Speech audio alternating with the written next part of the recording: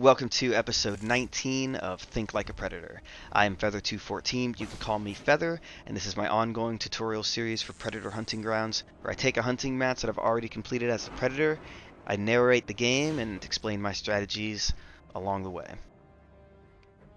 So, I just used target isolation, we got our heading, I'm headed towards it.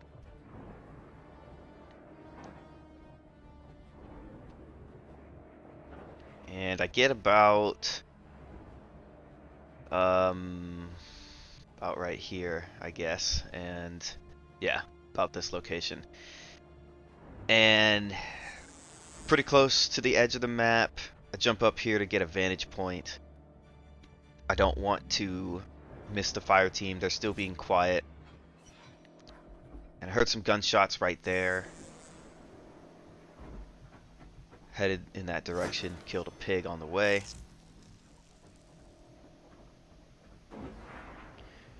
Then we hear another explosion.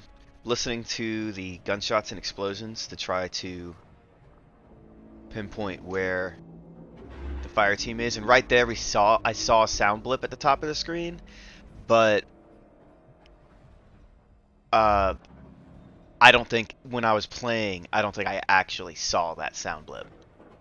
So us as the viewers, we know where the fire team is now, but me at the time, I wasn't sure if the sound was coming from behind me or not, but once I went back there, I could tell. And then there's some more sound blips up that way. This time I saw it, so now I'm heading in the right direction. There you go, Feather. Good job. Found the fire team. Taking my first few shots at them, poking them a little bit. I like to see what they do in reaction to getting shot, if they haven't already spotted me, which they haven't.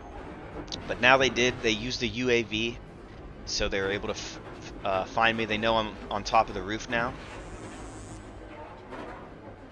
But I'm going to keep taking these shots. This guy has his minigun out, but I shot him once already, and he's close to being down, and sure enough.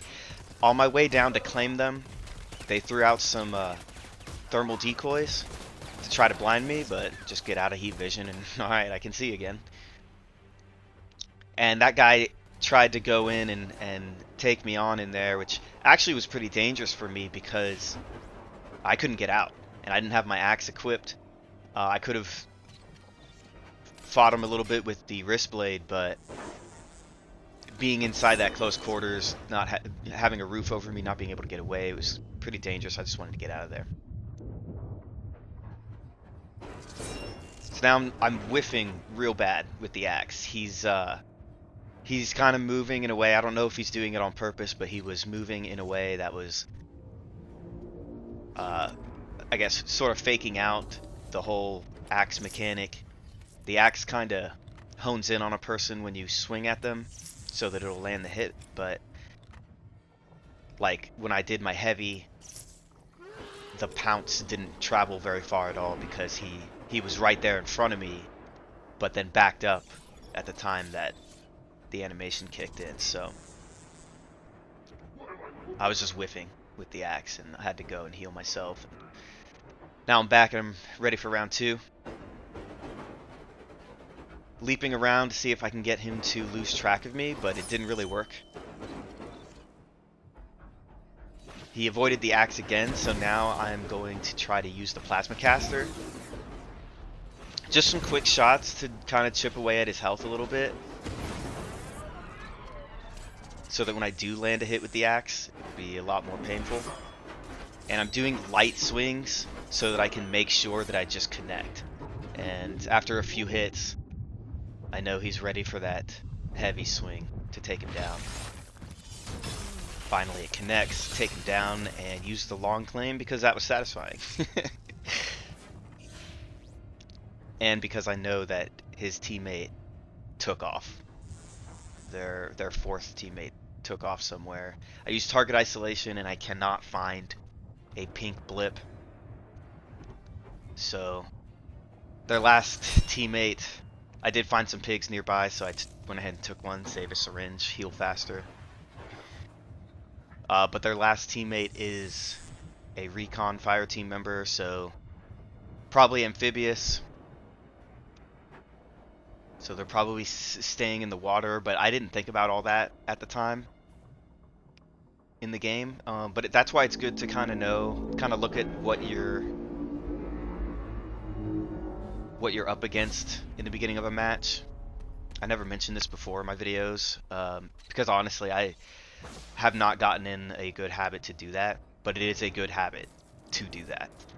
Check the map at the beginning of the game, and it shows what the fire team is, what the predator is, what class, all that, specialization, all that stuff. So, and apparently they are not amphibious. They are using the sniper specialization. So maybe, I guess they're just doing a really good job of making sure they're staying muddied up.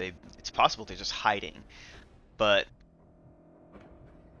any experienced predator knows in this situation that with one person alive and you don't know where they are, it's possible they're going after reinforcements. I do not want to let them do that. I used target isolation again because it just recharged, and still their pink blip is not showing up. You want to stay proactive in this situation. I am at the mercy, sort of the fire team member's first move, them giving away their position somewhere. But I don't want to wait to see reinforcements pop up across the entire map.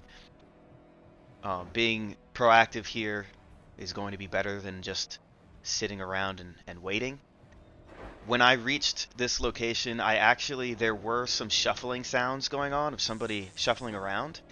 I didn't hear that when I was playing, but I heard it when I watched the video again. And then right there, as I was about to leave, I heard an explosion. So when I got to this boat, the fire team member was probably hanging out and heard me land and tried to get away, and probably thought that I saw them, even though I didn't. So they gave themselves away there. Kind of whiffing with the axe again. Offering them some candy. They threw another thermal decoy to try to blind me, but I'm not in heat vision, so it didn't do anything. Popped it heat vision here to make sure I don't lose him. And I took away the axe because it's just one more person, and really it's just me being nice. Using my wrist blade. Didn't know how much health they had left either, so. But at least with the wrist blade, giving them more of an opportunity to parry me.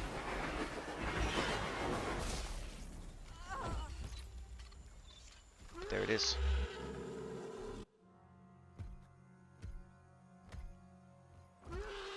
Think Like a Predator, episode 19. I guess the major takeaway with this episode is staying proactive when you can't find the fire team. I had trouble finding them in the beginning, but that last person at the end, I feel kind of lucky that they didn't go and get reinforcements, because they probably had time to do that. But I stayed proactive and I found them. If you like these videos, give me a like. Consider subscribing, leave me some feedback, and I'll see you next time.